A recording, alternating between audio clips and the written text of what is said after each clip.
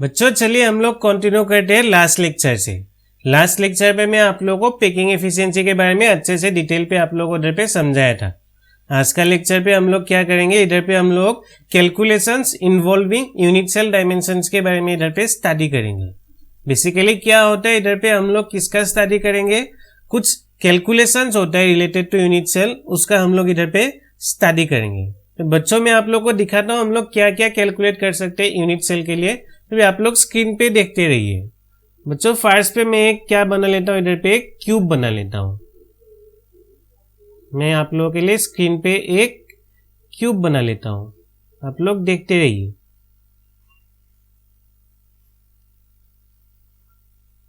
बच्चों मेरे पास ये एक क्या हो गया, एक क्यूब रेडी हो गया। अभी हम लोग का इधर पे मैं सपोज मान लिया ये जो क्यूब है उसका जो एज लेंथ है, मतलब ये जो साइड होगा, साइड का जो लेंथ है मैं क्या मान लिया, ए है बोल के उसको मैं एज्यूम कर लिया। तो फिर इधर पे मेरा क्या होगा, जितना भी लेंथ ब्रेथ और हाइट होगा सबका वैल्यू कितना होगा, ए ही होगा, क्योंकि हम लोग का जो क्यूब होता है उधर पे सब साइड मेरा क्या होता है, इक्वल होता है। बच्चों हम लोग इस क्यूब का वॉल्यूम कैलकुलेट कर सकते हैं आराम से, अगर हम लोग को साइड लेंथ अगर मालूम होगा। कैसे हम लोग वॉल्यूम कैलकुलेट कर सकते हैं, volume of unit cell is equal to क्या होगा, इधर पे volume of unit cell is equal to क्या हो जाएगा, साइड क्यूब होता है, साइड का क्यूब होता है, मतलब हम लोग का जो साइड लेंथ था कितना था, इधर पे ए था, तो फिर इसका वैल्यू क्या हो जाएगा, वॉल्यूम ए क्यूब हो जाएगा। और इस यूनिट सेल के लिए हम लोग मास भी कैलकुलेट कर सकते हैं। मास हम लोग कैसे कैलकुलेट कर सकते हैं, mass of unit cell is equal to क्या हो जाएगा, उधर पे mass of unit cell is equal to, कैसे मास कैलकुलेट करेंगे, आप लोगों को क्या मालूम होना पड़ेगा, ये जो यूनिट सेल है उसके अंदर पे कितना एटॉम प्रेजेंट है उसको मालूम होना पड़ेगा, और फिर एक एक एटॉम का कितना मास होता है उसको भी आप लोगों को मालूम होना पड़ेगा। तो फिर हम लोग क्या करेंगे, दोनों को मल्टीप्लाई कर देंगे, तो फिर हम लोग का जो यूनिट सेल है उसका कितना मास होगा हम लोगों को मिल जाएगा। इसलिए हम लोग क्या लिख सकते हैं, mass of unit cell is equal to क्या होगा, mass of unit cell is equal to number of atom present in the unit cell, present in the unit cell. Generally हम लोग इसको किसके साथ रिप्रेजेंट करते हैं, सेल कांस्टेंट, मतलब जेड के साथ उसको रिप्रेजेंट करते हैं, स्मॉल जेड, और इनटू इधर पे क्या होगा, mass of one atom, mass of one atom, उसको हम लोग m के साथ डिनोट करते हैं, स्मॉल m के साथ। बच्चों मास ऑफ वन एटॉम कैसे कैलकुलेट करेंगे हम लोग, m इज इक्वल टू क्या होगा, मोलर मास हम लोग को मालूम होना पड़ेगा। मोलर मास को जनरली हम लोग कैपिटल M के साथ क्या करते हैं, उसको रिप्रेजेंट करते हैं, फिर उसको हम लोग डिवाइड कर देंगे हम लोग का उधर पे एवोगाड्रोस कांस्टेंट के साथ, मतलब एक मोल के साथ उसको हम लोग क्या कर देंगे, डिवाइड कर देंगे, तो फिर हम लोग को एक एटॉम का मास कितना होता है मिल जाएगा। तो फिर m डिवाइडेड बाय हम लोग का क्या होगा, एवोगाड्रोस कांस्टेंट, इसको हम लोग ऐसे भी लिख सकते हैं, m divided by n a होगा। तो फिर बच्चों हम लोग का इधर पे मास ऑफ यूनिट सेल हम लोग कैलकुलेट कर सकते हैं, कैसे, number of atom present in the unit cell z into mass of one atom, मतलब एक एटॉम का मास कितना होता है उसको अगर हम लोग को मालूम होगा, दोनों को मल्टीप्लाई कर देंगे, फिर मास ऑफ यूनिट सेल हम लोग को उधर पे आराम से मिल जाएगा। फिर बच्चों क्या करेंगे, अभी हम लोग नेक्स्ट पे अगर हम लोग डेंसिटी कैलकुलेट करने के लिए जाएंगे, डेंसिटी कैसे कैलकुलेट करते हैं हम लोग, डेंसिटी निकालने के लिए हम लोग का फॉर्मूला क्या था, डेंसिटी इज इक्वल टू क्या होता था, mass by volume, mass by volume. अभी देखिए हम लोग का इधर पे यूनिट सेल का अभी अगर डेंसिटी निकालना है, डेंसिटी जनरली उसको हम लोग डी के साथ रिप्रेजेंट करते हैं, डी और कहीं पे उसको रो के साथ भी रिप्रेजेंट करते हैं, डी और नहीं तो कहीं पे आप लोग को रो के साथ भी उधर पे लिखा हुआ मिलेगा। तो फिर डेंसिटी और रो हम लोग कैसे कैलकुलेट करेंगे, हम लोग को क्या मालूम होना पड़ेगा, mass of unit cell, mass of unit cell, फिर नीचे पे हम लोग का क्या हो जाएगा, उधर पे मास बाय वॉल्यूम होता है, तो फिर इधर पे क्या हो जाएगा, volume of unit cell, volume of unit cell. अभी हम लोग कैलकुलेट किए थे, mass of unit cell is equal to क्या होता था हम लोग का,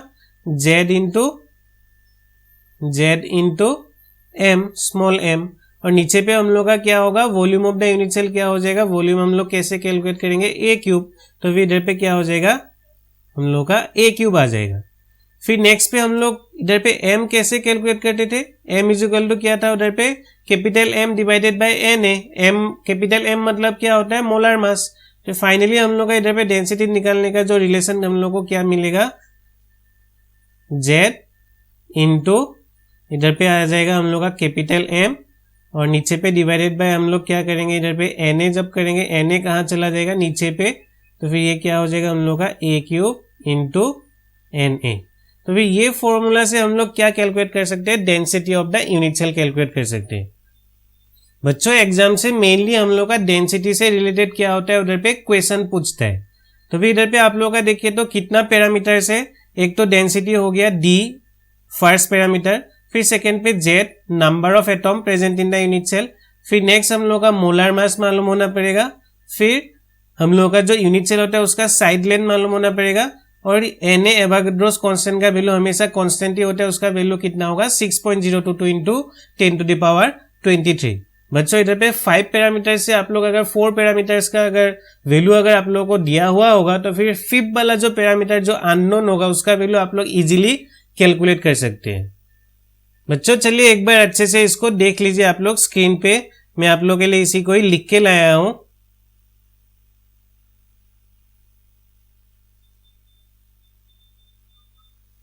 देखिए मैं आप लोगों को जो समझाया था उसी के बारे में इधर पे लिखा हुआ है, calculations involving unit cell dimensions. First पे क्या लिखा हुआ है, suppose edge length of unit cell of a cubic crystal determined by x ray diffraction. ये एक्सपेरिमेंटल टेक्निक्स है जिससे हम लोग क्या निकाल सकते हैं, एज लेंथ कैलकुलेट कर सकते हैं यूनिट सेल का। और उसको हम लोग कितना मान रहे थे, सपोज उसका हम लोग का वैल्यू कितना था बोल के हम लोग उसको एज्यूम कर रहे थे, ए था बोल के उसको हम लोग एज्यूम कर रहे थे। फिर उसका जो डेंसिटी होगा उस यूनिट सेल का, डेंसिटी को हम लोग क्या मान रहे थे, डी मान रहे थे, D the density of the solid substance and capital M is the molar मास। और कैपिटल M से हम लोग को क्या रिप्रेजेंट कर रहा था, वो मोलर मास के बारे में रिप्रेजेंट कर रहा था। Now we know that for cubic crystal, अगर मेरे पास एक क्यूबिक क्रिस्टल होगा मतलब मेरे पास एक क्यूबिक यूनिट सेल होगा, उसके लिए वॉल्यूम हम लोग कैसे कैलकुलेट करेंगे, volume of a unit cell is equal to क्या होगा, ए क्यूब होगा। साइड का हम लोग को क्यूब करना है, मतलब उधर पे जो साइड था उसको हम लोग क्यूब कर देंगे, मतलब ए क्यूब हो जाएगा। फिर mass of the unit cell क्या होगा, number of atoms in the unit cell हम लोग को मालूम होना पड़ेगा, और उसको हम लोग मास ऑफ ईच एटॉम के साथ उसको क्या करेंगे, मल्टीप्लाई कर देंगे। मतलब इधर पे क्या होगा, z into m, small z into small m. Small m मेरा क्या है, मास ऑफ वन एटॉम। फिर नेक्स्ट देखिए इधर पे, where z is the number of atom present in one unit cell and small m is the mass of single atom।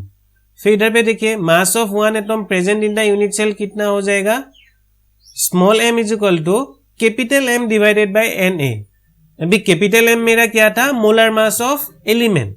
Molar mass मतलब एक मोल substance का मास कितना होता है। तो फिर हम लोग को एक मोल सब्सटेंस का मास नहीं चाहिए, मुझे एक एटम का मास चाहिए। एक एटम का मास आप लोग कैसे कैलकुलेट करेंगे, मोलर मास को आप लोग क्या कर देंगे, एक मोल का वैल्यू के साथ उसको डिवाइड कर देंगे। एक मोल का वैल्यू कितना होता है मेरा, एवोगाड्रोस कांस्टेंट का बराबर होता है। एवोगाड्रोस कांस्टेंट का वैल्यू कितना था, 6.022 इंटू 10 टू द पावर 23। इसलिए हम लोग को अगर मास ऑफ वन एटम कैलकुलेट करना है तो फिर हम लोग मोलर मास जो हम लोग को गिवन होगा या फिर जो हम लोग को मालूम है उसको हम लोग किसके साथ डिवाइड कर देंगे, Na के साथ, एवोगाड्रोस कांस्टेंट के साथ उसको डिवाइड कर देंगे। बच्चों इधर पे क्या लिखा हुआ है, where m is the molar mass and Na is the Avogadro's constant. Therefore density of the unit cell, density हम लोग कैसे कैलकुलेट करते थे, मास बाय वॉल्यूम। हम लोग यूनिट सेल का निकालना है तो फिर हम लोग का मास ऑफ यूनिट सेल मालूम होना पड़ेगा, फिर दूसरा हम लोग को क्या मालूम होना पड़ेगा, वॉल्यूम ऑफ यूनिट सेल मालूम होना पड़ेगा। अभी देखिए इधर पे मास ऑफ यूनिट सेल का रिलेशनशिप हम लोग को क्या मिला था, z इंटू एम। तो फिर इधर पे क्या होगा, z इंटू एम पुट कर देंगे मास ऑफ यूनिट सेल के जगह पे। फिर वॉल्यूम ऑफ यूनिट सेल पे हम लोग को क्या होगा, उधर पे वॉल्यूम कितना मिला था, a क्यूब। तो फिर नीचे पे आप लोग क्या पुट कर देंगे, a क्यूब पुट कर देंगे। फिर स्मॉल m हम लोग कैसे कैलकुलेट करते थे, capital M divide by Na। तो फिर इधर पे आप लोग m स्मॉल m के जगह पे क्या पुट कर देंगे, capital M divided by Na। ये a थोड़ा सा नीचे पे होगा, Na हम लोग एवोगाड्रोस कांस्टेंट को a जो होता है उसको हम लोग नीचे पे क्या करते हैं, सफिक्स पे हम लोग उसको लिखते हैं। तो फिर ये a को थोड़ा सा आप लोग नीचे करके उसको लिखिए। और d इज इक्वल टू क्या हो जाएगा उधर पे z small z into capital M a cube into N A. ये मेरा क्या हो जाएगा फाइनल रिलेशन हो जाएगा डेंसिटी कैलकुलेट करने के लिए, यूनिट सेल का डेंसिटी कैलकुलेट करने के लिए। लास्ट पे इधर पे क्या लिखा हुआ है, out of 5 parameters d z m a n n a if 4 parameters are known then we can easily calculate 5th parameter. बच्चों इधर पे टोटल 5 पैरामीटर्स है, उसमें से अगर आप लोगों को 4 पैरामीटर्स का वैल्यू अगर गिवन होगा तो फिर आप लोग इजीली क्या कर लेंगे 5th वाला पैरामीटर को कैलकुलेट कर लेंगे।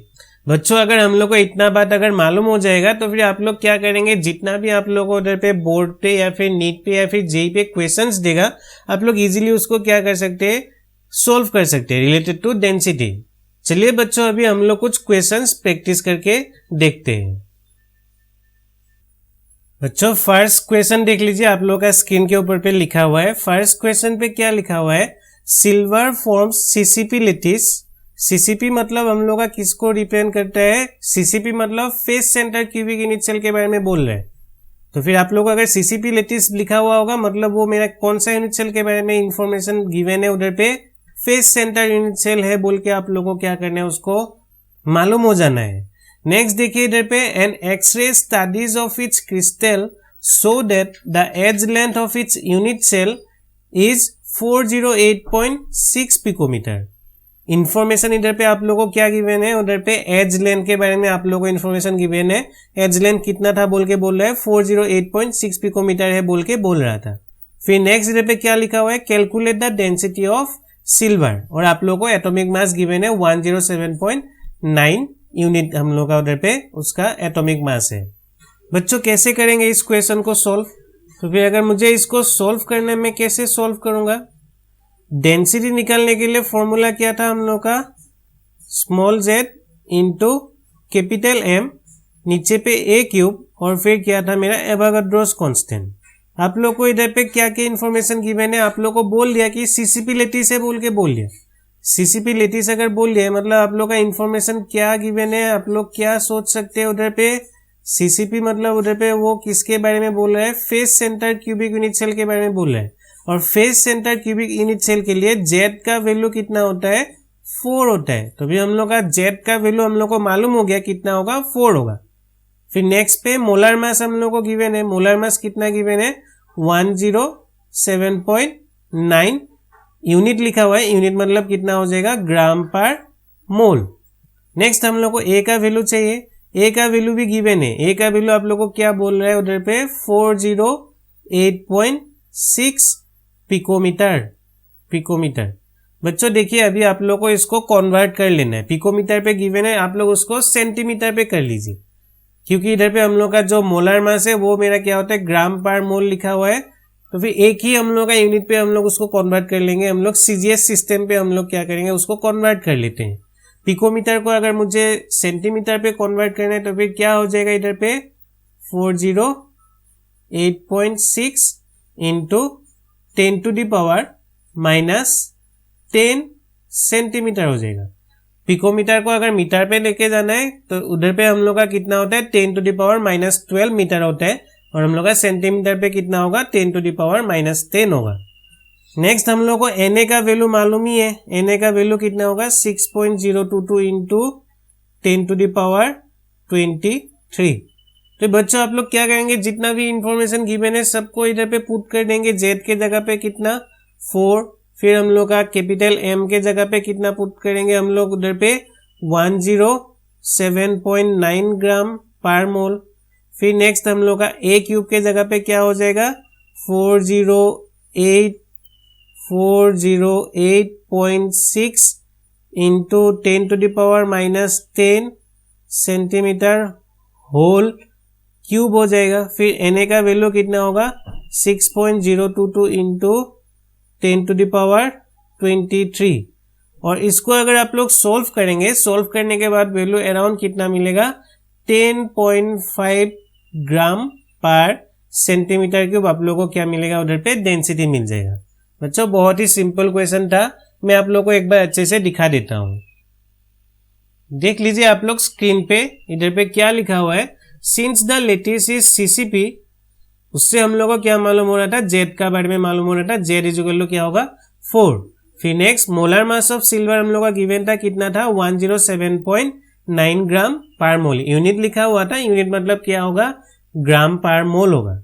नेक्स्ट फिर edge length of unit cell कितना हो जाएगा, ए का वैल्यू कितना गिवन था 408.6 पिकोमीटर, उसको अगर आप लोग क्या करेंगे सीजीएस पे कन्वर्ट करेंगे, सेंटीमीटर पे अगर आप लोगों को कन्वर्ट करना है उधर पे हम लोग का क्या मल्टीप्लाई करना पड़ेगा 10⁻⁻10 के साथ हम लोग उसको मल्टीप्लाई कर देंगे। फिर डेंसिटी का फॉर्मूला ये हो गया small Z into capital M A cube into N A मेरा नीचे पे होता है, और आप लोग इसका वैल्यूज पुट कर देंगे, आपको वैल्यू कितना मिलेगा 10.5 ग्राम पर सेंटीमीटर क्यूब आप लोग का डेंसिटी का वैल्यू आएगा। ये बच्चों बहुत ही इजी था क्वेश्चन। नेक्स्ट क्वेश्चन की तरफ हम लोग मूव करते हैं। बच्चों नेक्स्ट क्वेश्चन देखिए, इधर पे क्या लिखा हुआ है, an element has body centred cubic structure, BCC उसका स्ट्रक्चर है बोल के गिवन है, with a cell edge of 288 picometre, edge length आप लोगों को गिवन है 288 picometre. Next the density of the element is 7.2 gram per centimetre cube, density भी आप लोगों को गिवन है। How many atoms are present in 208 gram of the element. बच्चों कैलकुलेट करने के लिए क्या आप लोगों को बोल रहा है, 208 ग्राम ऑफ एलिमेंट पे हम लोग का कितना एटम्स प्रेजेंट है उसको हम लोग को कैलकुलेट करने के लिए बोल रहे हैं। मैं आप लोग इधर पे समझा देता हूं आप लोग कैसे इस क्वेश्चन को करेंगे, आप लोग देख लीजिए। हम लोग क्या कर सकते हैं, फर्स्ट पे volume of unit cell calculate कर सकते हैं। Volume of unit cell is equal to क्या होगा, volume of unit cell is equal to क्या हो जाएगा ए क्यूब होगा, ए क्यूब। आपको ए का वैल्यू गिवन है, ए का वैल्यू कितना गिवन है आप लोगों को उधर पे 288 पिकोमीटर, तो मैं इधर पे क्या करूंगा 288 इंटू 10⁻⁻10 सेंटीमीटर, और इसको हम लोग क्या कर देंगे उसको क्यूब कर देंगे, और जो वैल्यू हम लोग को मिलेगा, ये सपोज मैं बोला कि x आप लोग कैलकुलेट कीजिए उसको, मैं इधर पे ऐसे ही बोल रहा हूँ। सपोज आप लोगों को इसको क्यूब करने के बाद x वैल्यू मिला volume of the unit cell. बच्चों मैं आप लोगों को अप्रोच सिखा रहा हूँ कैसे इस क्वेश्चन को सोल्व करने, मैं आप लोगों को इधर पे दिखा दूंगा लास्ट में आंसर, आप लोग देखते रहिए। आप लोग क्या किया, फर्स्ट पे volume of the unit cell calculate कर लिया ए क्यूब फॉर्मूला से, और ऐसे ही बोला x आप लोगों को उधर पे क्या मिला उसका वॉल्यूम मिल गया। नेक्स्ट हम लोग 208 ग्राम ऑफ द एलिमेंट पे उसका कितना वॉल्यूम होगा उसको भी हम लोग कैलकुलेट कर सकते हैं, क्योंकि आप लोग को डेंसिटी भी मालूम है। आप लोग क्या कर देंगे इधर पे, हम लोग का अगर वॉल्यूम ऑफ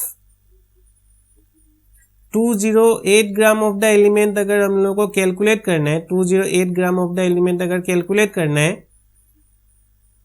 क्या हो जाएगा उधर पे बच्चों, volume of 208 gram of the element क्या हो जाएगा मास बाय डेंसिटी, मास हम लोगों का इधर पे कितना हो जाएगा 208 ग्राम, और आप लोगों को डेंसिटी कितना गिवन था 208 ग्राम डिवाइड बाय डेंसिटी कितना गिवन है 7.2 gram per centimetre cube, 7.2 gram per centimetre cube. बच्चों आप लोग इसको अगर क्या करेंगे डिवाइड कर देंगे तो फिर आप लोगों को क्या मिल जाएगा उधर पे कुछ एक वैल्यू मिल जाएगा। मैं मान लिया कि y सेंटीमीटर क्यूब मुझे उधर पे क्या मिल गया, volume of the 208 gram element हम लोग को उधर पे मिल गया। बच्चों अभी लास्ट पे आप लोग क्या कर सकते हैं, आप लोग कैलकुलेट कर सकते हैं उधर पे 208 ग्राम एलिमेंट पे हम लोग का कितना यूनिट सेल प्रेजेंट है, हम लोग उसको कैलकुलेट कर सकते हैं, क्योंकि 208 ग्राम ऑफ द एलिमेंट का कितना वॉल्यूम होता है उसको हम लोग को मालूम हो गया। फिर एक यूनिट सेल का भी कितना होता है उसको भी हम लोग कैलकुलेट ऑलरेडी कर लिए, और अगर हम लोग दोनों को डिवाइड कर देंगे हम लोग को क्या मिल जाएगा उधर पे कितना यूनिट सेल प्रेजेंट है हम लोग को मालूम हो जाएगा। आप लोग क्या करेंगे उधर पे number of unit cell present कितना है उसको कैलकुलेट कर लेंगे, number of unit cell present is equal to क्या हो जाएगा, number of unit cell present कितना हो जाएगा y डिवाइडेड बाय क्या हो जाएगा x हो जाएगा। y मेरा क्या था टोटल वॉल्यूम था, फिर एक यूनिट सेल का कितना वॉल्यूम होता है वो भी हम लोग को मालूम हो गया x था बोल के मैं आप लोग को ऐसे ही सपोज करके बोल रहा था।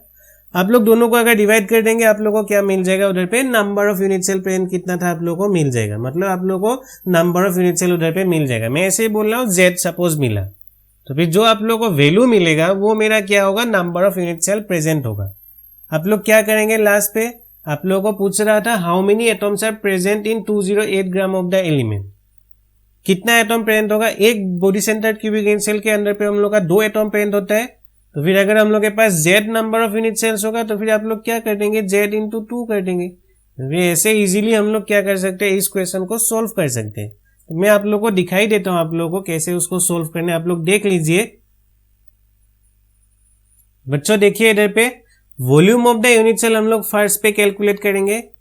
ए क्यूब करेंगे 288 पिकोमीटर क्यूब होगा। फिर उसको हम लोग अगर सेंटीमीटर पे कन्वर्ट करना है 10 टू द पावर क्या हो जाएगा, -10 सेंटीमीटर क्यूब हो जाएगा। और इधर पे हम लोग को वैल्यू सपोज ये मिल गया 2.39 into 10 to the power -23 centimetre cube उधर पे वॉल्यूम ऑफ यूनिट सेल हम लोग को मिल गया।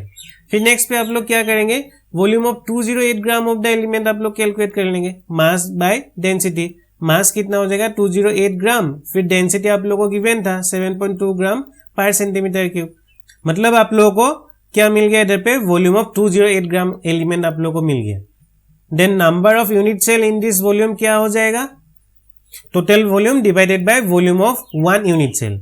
इधर पे आप लोग वैल्यूज पुट कर देंगे, total volume of the 208 gram element. फिर नेक्स्ट हम लोग का इधर पे क्या होगा, volume of the unit cell. आप लोग सोल्व करेंगे, आप लोगों को कितना मिलेगा, number of unit cell 12.08 into 10 to the power 23 unit cells आप लोगों को मिलेगा।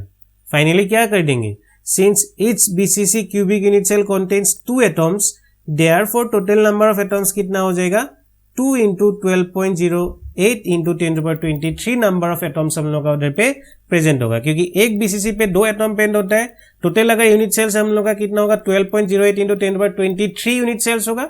उसके साथ हम लोग 2 को मल्टीप्लाई कर देंगे और फाइनली रिजल्ट आप लोग को ये मिलेगा 24.16 इंटू 10 टू पावर 23। बच्चों चलिए अभी हम लोग नेक्स्ट क्वेश्चन के तरफ पे मूव करते हैं। बच्चों थर्ड क्वेश्चन पे हम लोग का इधर पे क्या पूछ रहे हैं आप लोग देखिए। बच्चों देखिए, an element with density 10 gram per centimetre cube forms a cubic cell with edge length of 3 into 10 to the power -8 centimetre. आप लोगों को इधर पे एज लेंथ गिवन है, फिर नेक्स्ट डेंसिटी भी गिवन है। What is the nature of cubic unit cell if the atomic mass of the element is 81 gram per mole.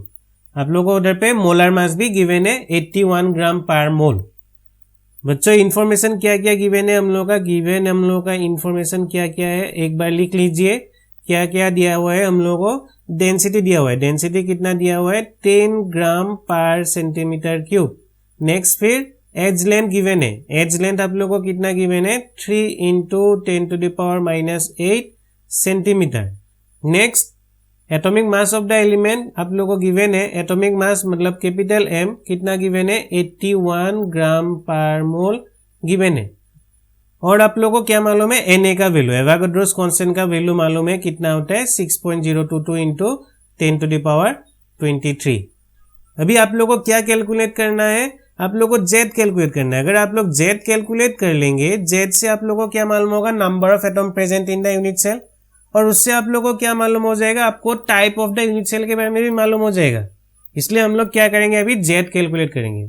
Z calculate करेंगे कैसे, डेंसिटी निकालने का फॉर्मूला क्या था हम लोग का, density is equal to small Z into capital M A cube into नीचे पे क्या होगा एन ए। और अगर हम लोग को जेड निकालना है, जेड इज इक्वल टू क्या हो जाएगा D into A cube into N A Avogadro's constant divided by क्या होगा कैपिटल एम। बच्चों सब इंफॉर्मेशन गिवन है, डेंसिटी के जगह पे आप लोग क्या पुट करेंगे 10 gram per centimetre cube. Next A cube के जगह पे आप लोग कितना पुट करेंगे 3 into 10 to the power -8 centimetre whole cube. फिर Na के जगह पे कितना पुट करेंगे 6.022 इंटू 10 टू द पावर 23। ये आप लोग वैल्यूज पुट करेंगे। नेक्स्ट मोलर मास हम लोग का कितना गिवन था इधर पे 81 ग्राम पर मोल। बच्चों इतना वैल्यूज को पुट करके अगर आप लोग इसको सोल्व करेंगे, आपका जो जेड का वैल्यू आएगा वो नियरली मेरा क्या होगा अप्रोक्सीमेटली 2 के बराबर आएगा। अगर आप लोग का जेड का वैल्यू 2 आ रहा है, मतलब ये मेरा कौन सा टाइप ऑफ यूनिट सेल होगा, कहाँ पे मेरा जेड का वैल्यू 2 होता था, body centred cubic unit cell पे। बच्चों मतलब आप लोगों को मालूम हो गया हम लोग का जो यूनिट सेल है वो कौन सा टाइप का होगा, body centred cubic unit cell का होगा। देख लीजिए आप लोग आंसर को भी अच्छे से। बच्चों देखिए given density is equal to 10 gram per centimetre cube, a edge length 3 into 10 power -8 centimetre, molar mass 81 gram per mole given था। डेंसिटी निकालने का ये फॉर्मूला हो गया small z into capital M a cube into Na। फिर हम लोग का z अगर कैलकुलेट करना है वो क्या हो जाएगा formula a cube into Na into d divided by क्या हो जाएगा कैपिटल M। वैल्यूज पुट कर देंगे, z का वैल्यू अप्रोक्सीमेटली क्या मिलेगा 2 मिलेगा। Therefore it is body centred cubic unit cell. बच्चों बहुत ही सिंपल था आज का हम लोग का जो लेक्चर था। अगर आप लोगों को समझ में आया तो फिर एक लाइक कर दीजिए और दोस्तों के साथ शेयर कर दीजिए और चैनल को सब्सक्राइब करके रखिए। तो फिर नेक्स्ट लेक्चर पे फिर मिलेंगे। आज के लिए धन्यवाद।